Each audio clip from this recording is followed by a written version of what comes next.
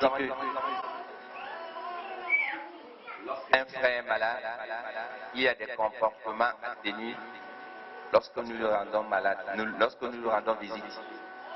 Puisque notre religion est une religion basée sur le conseil mutuel. Dans toutes les situations, nous devons nous conseiller afin que nous gagnions la récompense d'Allah. Avant d'aborder ces multitudes aptitudes conseillées par l'islam, il est important de savoir que la maladie dans son ensemble est une ni'ma, c'est une grâce. Il est bien vrai que lorsqu'on est malade, on souffre, on est éprouvé. Mais c'est la finalité de la maladie, ce n'est pas une punition pour nous.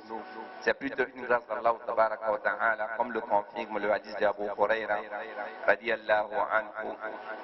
Le prophète sallallahu alayhi wa sallam dit: Ma yuridillahu bihi khayran yusib minhu. Toute personne parmi les musulmans à qui Allah ta'ala veut du bien, il l'éprouve dans sa santé, il l'éprouve dans sa famille, il l'éprouve dans ce qu'il détient, dans ses biens, afin de le purifier des actes qu'il a eu à poser, des actes de désobéissance. Donc la maladie n'est pas un malheur, ce n'est pas un mal en soi, mais c'est un moyen par lequel Allah nous débarrasse de nos péchés.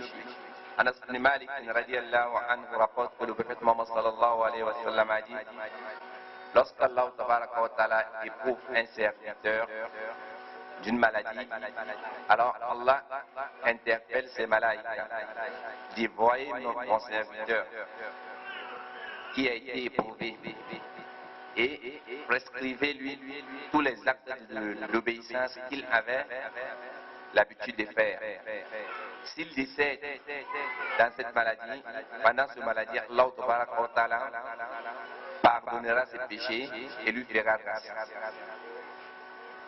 S'il ne décède pas, alors Allah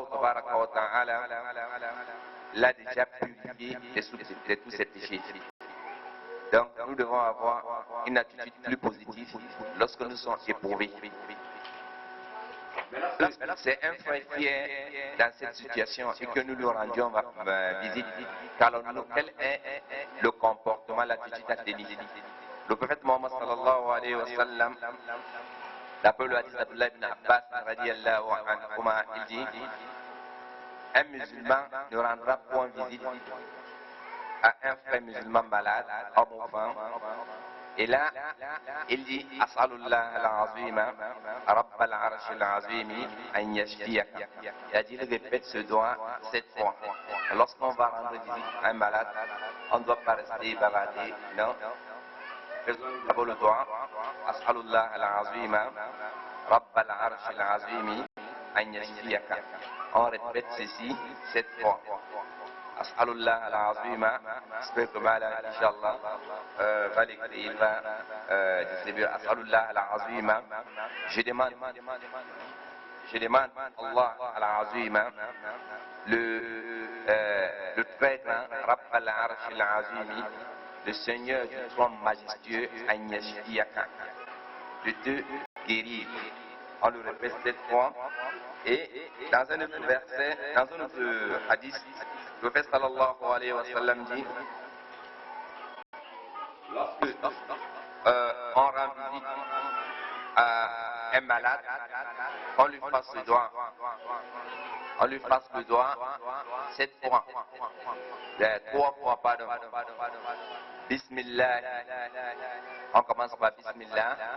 Et puis on dit: Berikati ba'dina wa turbati ardina yashfi maridina bi izni rabbina. C'est-à-dire, on le touche, on souffle un peu sur sa main et on touche la terre. On dit Bismillah au nom d'Allah, Berikati ba'dina, par les salifs de certains parmi nous, wa turbati ardina, et la terre et notre terre, Yashfi mariduna, yashfi mariduna, bi'izn rabbina. Notre malade retrouve la santé par l'assistance de notre Seigneur. Ça, c'est l'une des premières choses qu'il faudrait faire. Et en plus, nous savons que le plus souvent, la maladie, c'est l'un des voies qui nous mène à l'au-delà. Alors, il est important dans cette situation qu'on remonte le moral à notre frère éprouvé. On lui fasse comprendre qu'il doit avoir une bonne opinion d'Allah Tabaraka wa Ta'ala. Avoir une bonne opinion d'Allah Tabaraka wa Ta'ala, c'est quoi?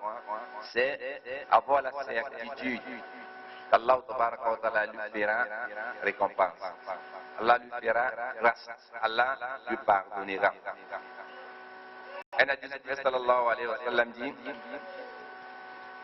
personne ne meurt parmi vous illa wa huwa yuhsinu zanna bi rabbih. Que personne parmi vous n'accepte de mourir sans toutefois qu'il y ait une bonne opinion d'Allah Tabaraka wa Ta'ala. Donc il faut avoir espoir malgré ce que nous avons eu à poser comme acte, même si c'est de désobéissance. Allah Tabaraka wa Ta'ala va pardonner nos péchés.